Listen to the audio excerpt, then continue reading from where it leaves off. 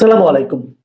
প্রিয় দর্শক, অন্য মঞ্চের আলাপচারিতায় আপনাদের সকলকে আমন্ত্রণ জানাচ্ছি। শেখ হাসিনা বলছেন আওয়ামী লীগের নেতা কর্মীরা ছাড়াও সেসব মিছিলে সাধারণ মানুষরা স্বতঃস্ফূর্তভাবে অংশ নিচ্ছে, মায়েরা সন্তানদের পাশে এসে দাঁড়াচ্ছেন, তাদেরকে সাহস দিচ্ছেন, সমর্থন দিচ্ছেন।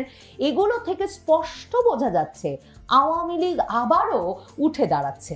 শেখ হাসিনা বলছেন যে এই ৭৭তম প্রতিষ্ঠা বার্ষিকী ২৩শে জুন আওয়ামী লীগ পালনের কর্মসূচি ঘোষণার পর এই ভয়ে সরকার সেনাবাহিনী নামিয়েছে, বিজিবি নামিয়েছে, পুলিশ নামিয়েছে। এগুলো সবই প্রমাণ করছে যে সরকার কতটা দুর্বল হয়ে পড়ছে এবং প্রমাণ হচ্ছে যে এসব শক্তি খাটিয়ে আওয়ামী লীগকে কিছুতেই দমিয়ে রাখা যাবে না। মে মাসের মাঝামাঝি প্রথম শেখ হাসিনা ঘোষণা করেছিলেন যে খুব শিগগিরই মাথা উঁচু করে দেশে ফিরব। তারপর থেকেই সরকার থেকে শুরু করে প্রশাসন, আওয়ামী লীগ বিরোধী রাজনৈতিক শক্তিগুলোর মধ্যে এক ভয়াবহ আলোড়ন এবং আতঙ্ক শুরু হয়েছে যে শেখ হাসিনা এমন ঘোষণা দিয়ে ফেললেন কোন আত্মবিশ্বাস এবং কোন শক্তির জোরে। এরপর এখন এসে শেখ হাসিনা প্রথমবারের মতো নিজ মুখে একটি সংবাদ মাধ্যম, ভারতের শীর্ষস্থানীয় সংবাদ মাধ্যম এনডিটিভিকে দেওয়া সাক্ষাৎকারে নিজে একটা তারিখ ঘোষণা করেছেন, একটা ডেডলাইন ঘোষণা করেছেন, একটা সময়সীমা ঘোষণা করেছেন তার দেশে ফেরার। স্পষ্ট ভাষায় শেখ হাসিনা তাঁর এই ইমেইল সাক্ষাৎকারে জানিয়ে দিয়েছেন এবছরেই তিনি নিজ দেশে ফিরবেন। এনডিটিভি খুব স্বাভাবিকভাবেই এমন ঘোষণা যেহেতু শেখ হাসিনা নিজ মুখে প্রথমবারের মতো এলো, কাজেই সেটিকেই তাদের শিরোনাম করেছে I will return to my country this year. এবছরেই আমি নিজ দেশে ফিরব। শেখ হাসিনার এই এক্সক্লুসিভ বিশেষ সাক্ষাৎকারটি ছেপে এনডিটিভি এই ঘোষণাটি শেখ হাসিনা যে সম্পূর্ণভাবে তার দল এবং রাজনৈতিক পরিস্থিতি আঁচ করতে পেরেই মে মাসে এই শিগগিরই মাথা উঁচু করে দেশে ফিরব এই ঘোষণাটা দেওয়া শুরু করেছিলেন, সেটা সম্ভবত আরও স্পষ্টভাবে বোঝা গেল। এনডিটিভির সাক্ষাৎকারে এনডিটিভির সাংবাদিক সরাসরি বলেছেন যে শেখ হাসিনা এমন একটা সময় পার করছেন, একদিকে তাকে দেশ ছাড়তে হয়েছে, অন্যদিকে তিনি মৃত্যুদণ্ডের মুখোমুখি এখন তার দেশে, তার রাজনৈতিক দল আওয়ামী লীগ নিষেধাজ্ঞার সম্মুখীন। এমন অবস্থায় সাবেক প্রধানমন্ত্রী শেখ হাসিনার জন্য সময়টা যেন কিছুতেই এর চেয়ে বেশি খারাপ হতে পারত না।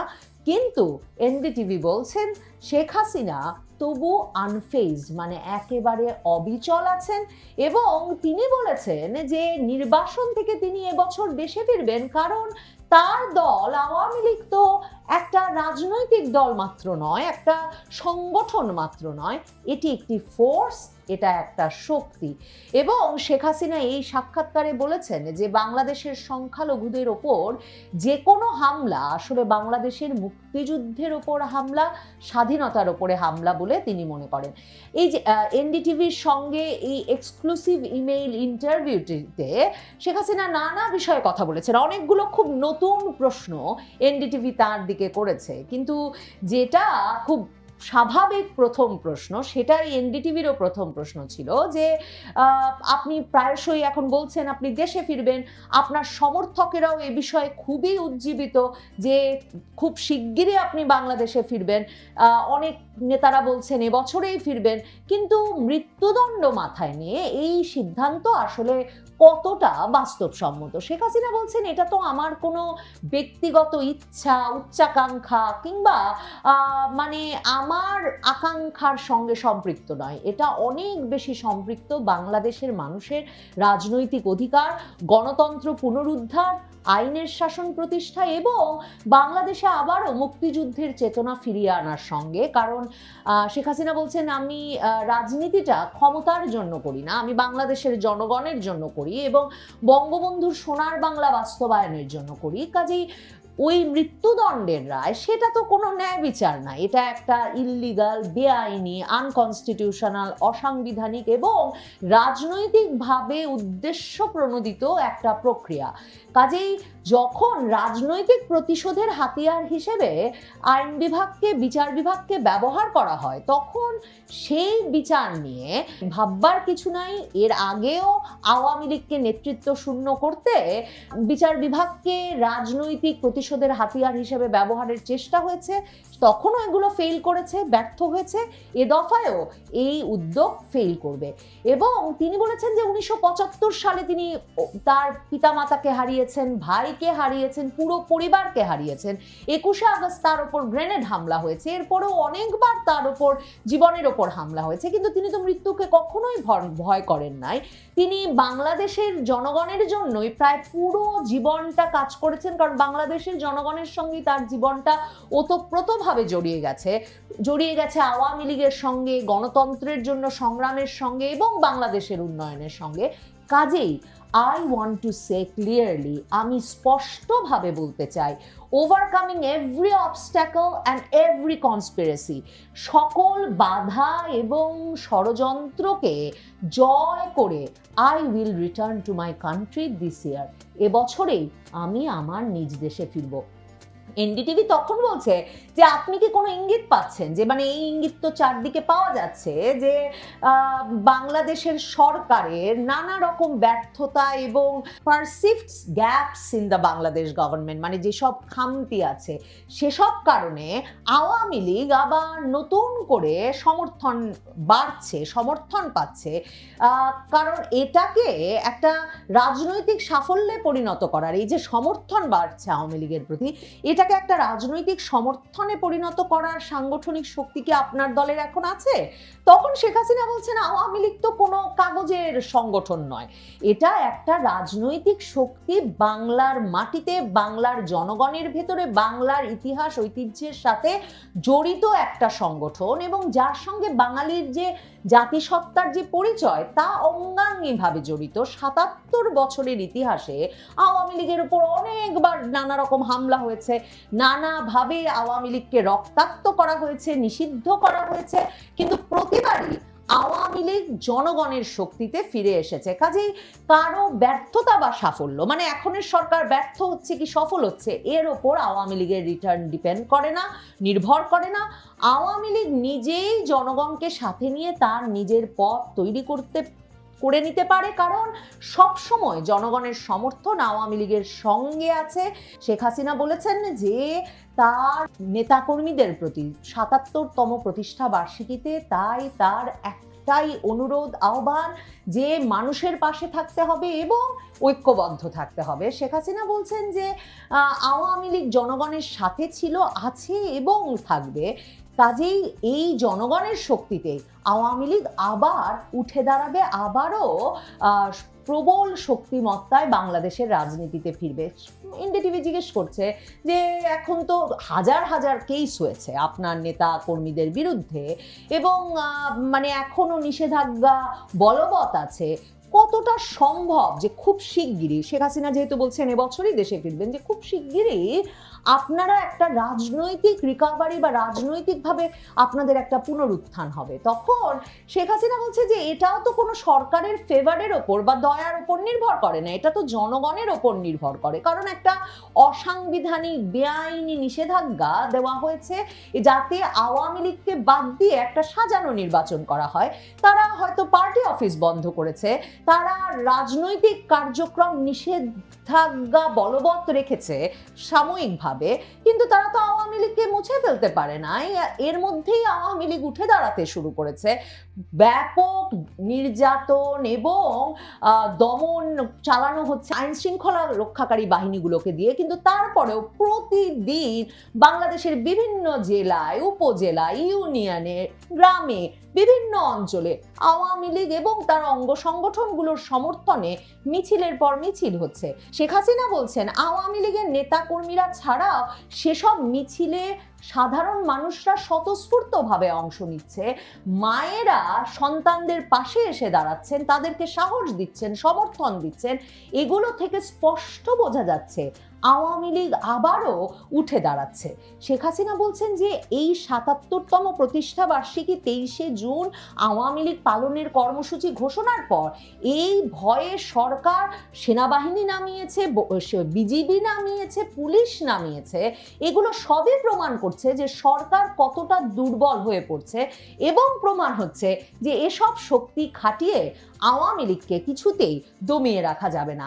সরকারের উচিত ছিল যে সরকার ভুয়া মামলাগুলো তুলে নেবে, সরকার এই যে একটা বেআইনি নিষেধাজ্ঞা আওয়ামী লীগের উপর দিয়ে রাখা হয়েছে সেটা তুলে নেবে এবং রাজবন্দীদেরকে মুক্তি দেবে।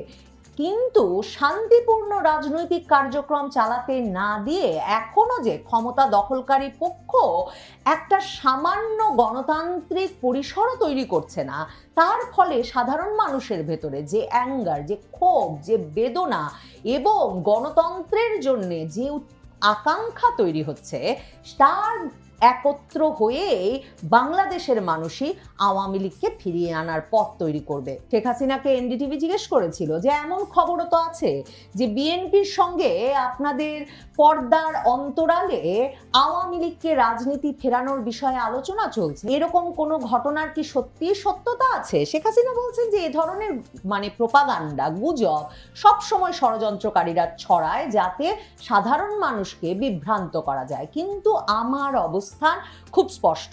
আমার অবস্থান হচ্ছে বাংলাদেশের গণতন্ত্র, বাংলাদেশের জনগণের বা আওয়ামী লীগের রাজনৈতিক অধিকার, জনগণের ভোটাধিকার কিংবা বিচার, এগুলো কোনো গোপন সলা পরামর্শ বা দর কষাকষির বিষয় নয়, সিক্রেট বার্গেনিং এর বিষয় নয়।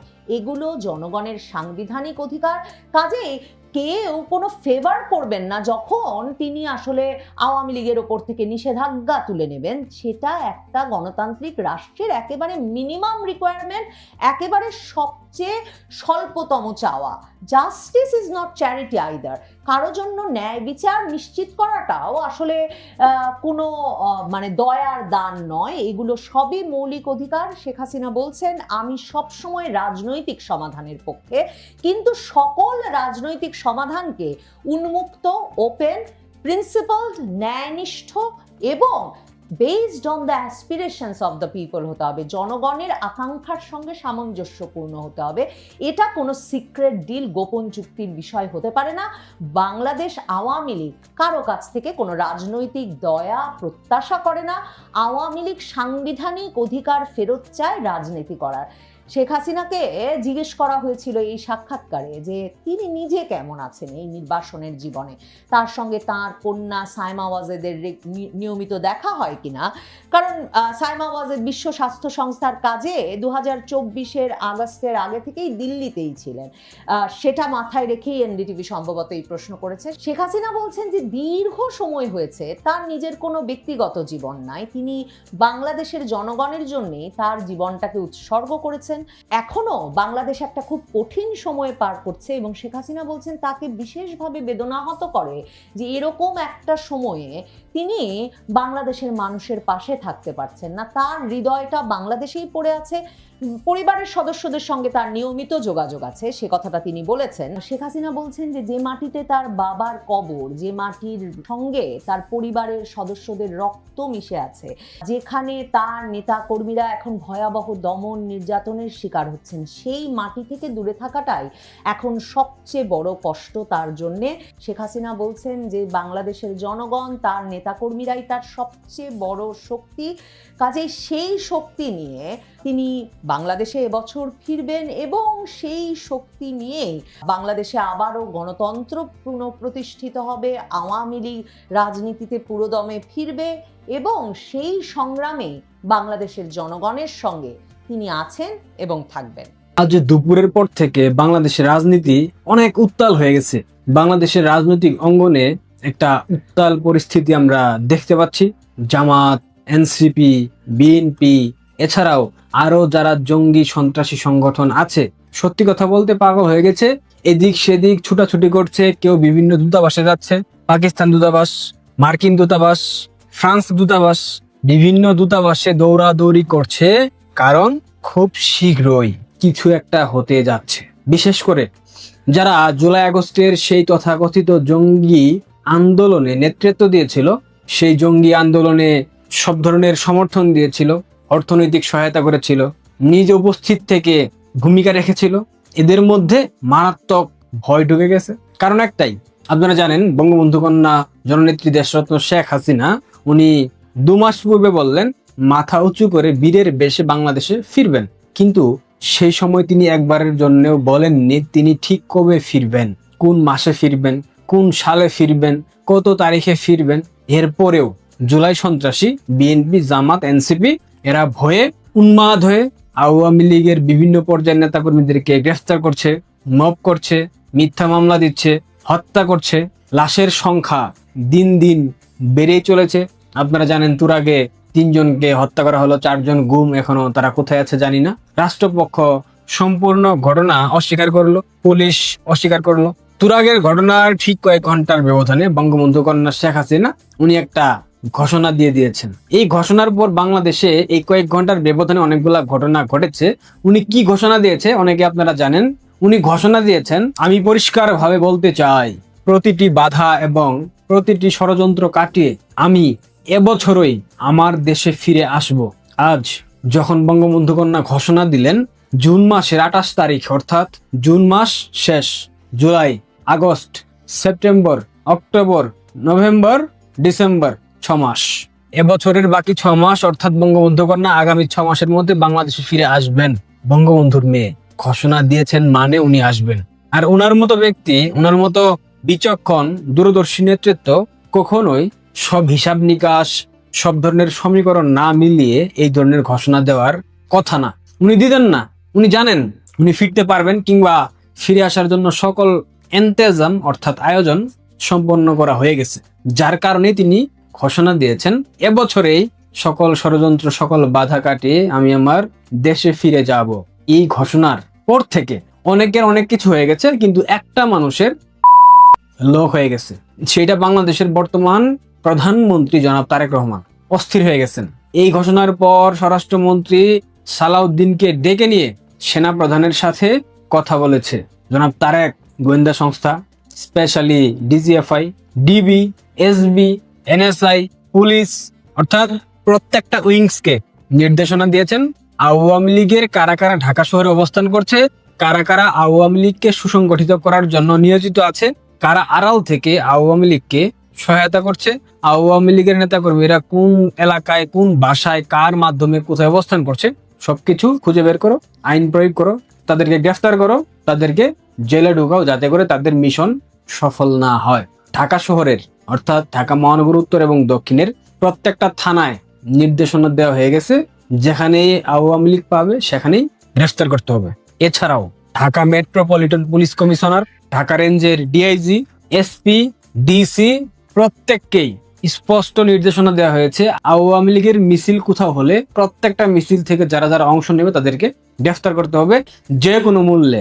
যারা পারবে না তাদের চাকরি নিয়ে টানাটানি শুরু হয়ে যাবে। ডিজিএফআই কে নির্দেশনা দেওয়া হয়েছে ভারতের সাথে অর্থাৎ ভারতে অবস্থানরত আওয়ামী লীগ নেতাকর্মীদের সাথে দেশের কারা কারা যোগাযোগ স্থাপন করে সুসংগঠিত করার চেষ্টা করছে তাদেরকে দ্রুত সময়ের মধ্যে বের করে গ্রেফতার করতে হবে। অর্থাৎ এই ঘোষণার পর থেকে বিরোধী দল, সরকারি দল, বিএনপি, জামাত এক হয়ে গেছে। এটা হবার ছিল, কারণ তারা তো সংসদে একটা নাটক মঞ্চায়ন করে বাংলাদেশের মানুষকে বুঝিয়েছে আমরা অনেক বড় বিরোধী দল, দ্যাটস ইট। তাদের মধ্যে একটা এই কয়েক ঘন্টার ব্যবধানে আলাপ আলোচনা হয়ে গেছে। যে কোনো মূল্যে লীগ ঠেকাও, শেখ হাসিনাকে ঠেকাও। আপনাদের উদ্দেশ্যে একটা কথা, শেখ হাসিনাকে যদি বাংলাদেশের মানুষ প্রত্যাখ্যান করে থাকেন, শেখ হাসিনাকে যদি বাংলাদেশের মানুষ মেনে না নেয়, আওয়ামী লীগ বাংলাদেশে যদি রাজনীতি করার সুযোগ না পায়, বাংলাদেশের মানুষ যদি না দেয়, সেক্ষেত্রে আপনাদের এত শঙ্কার কারণ কি? এত আতঙ্কগ্রস্ত কেন আপনারা? শেখ হাসিনা ফিরে আসবেন কি আসবেন না সেটা বাংলাদেশের মানুষ ডিসাইড করবে। তাকে অবস্থান করতে দেবে কি দেবে না, তাকে রিসিভ করতে এয়ারপোর্টে যাবে কি যাবে না, এটা বাংলাদেশের মানুষ নির্ধারণ করবে। এটা বঙ্গবন্ধু কন্যা শেখ হাসিনা উনি নির্ধারণ করবেন। আপনারা নির্ধারণ করার কে? মাথার উপর শত শত মিথ্যা হত্যা মামলা, রাষ্ট্রদ্রোহ মামলা, আন্তর্জাতিক অপরাধ ট্রাইব্যুনালে ভুয়া যেই রায় দেওয়া হয়েছে, মৃত্যুদণ্ড, এইসব কিছু মাথায় নিয়ে তিনি বাংলাদেশে ফিরে আসতে চাচ্ছেন, আর তার ফেরা যেন না হয়, উনি যেন ফিরতে না পারেন, সেটাকে বাধা দেওয়ার জন্য বাংলাদেশের পুলিশ প্রশাসনকে আপনি লেলিয়ে দিচ্ছেন, সেনাবাহিনী লেলিয়ে দিচ্ছেন, বালক জামাতের ওয়াকারুজ্জামানকে লেলিয়ে দিচ্ছেন। এগুলা করে কি বুঝাচ্ছেন? আপনার অনেক জনপ্রিয়তা, আপনি অনেক ক্ষমতাশীল। শেখ হাসিনা যদি আজ ঘোষণা দেন আমি আগামী সপ্তাহে বাংলাদেশে ফিরবো অমুক তারিখে, ঢাকা শহরে জনস্রোত আটকানোর মতো সামর্থ্য আছে? 5 আগস্টের 3-4 লক্ষ লোক দিয়ে ঢাকা শহর নিয়ন্ত্রণ করার পর সেনাবাহিনী কিন্তু পিছু হটতে বাধ্য হয়েছিল। ষড়যন্ত্র ছিল। যখন 5-10 লক্ষ লোক ঢাকা শহরে আসবে বঙ্গবন্ধু কন্যার বাংলাদেশে ফিরে আসাকে উপলক্ষ বানিয়ে, তখন তাদেরকে আটকাবেন কিভাবে? এই জনস্রোত আটকাতে পারবেন? পারবেন না। আজ রাত থেকে তারেক রহমানের ঘুম শেষ হয়ে গেছে। বঙ্গবন্ধু কন্যার এক ঘোষণায় তারেক রহমানের ঘুম শেষ, তারেক রহমানের বিচি পুরোপুরি লক হয়ে গেছে। এটাই বাস্তবতা। তিনি তাৎক্ষণিক স্বরাষ্ট্রমন্ত্রী শিলং সালাউদ্দিনকে ডেকে নিয়ে, মন্ত্রী পরিষদের সচিবকে ডেকে নিয়ে মিটিং করেছেন, নির্দেশনা দিয়েছেন পুলিশকে সর্বোচ্চ অ্যাক্টিভ হবার জন্য। ঢাকায় অবস্থানরত আওয়ামী লীগ, যুবলীগ, ছাত্রলীগের যে সকল নেতাকর্মী আছেন, সাবধানে থাকেন। আপনাদের উপর বোলডোজার চলবে। আপনাদেরকে গ্রেফতার করার জন্য সর্বাত্মক প্রচেষ্টা চালাবে বাংলাদেশের বর্তমান আইন শৃঙ্খলা রক্ষাকারী বাহিনী, পেটোয়া বাহিনী। সুতরাং সাবধান হন, সচেতন থাকেন, কৌশলী হন। জয় হবেই। এই জয় রথ থামানোর সাধ্য জনাব তারেক রহমানের নাই। ভালো থাকবেন।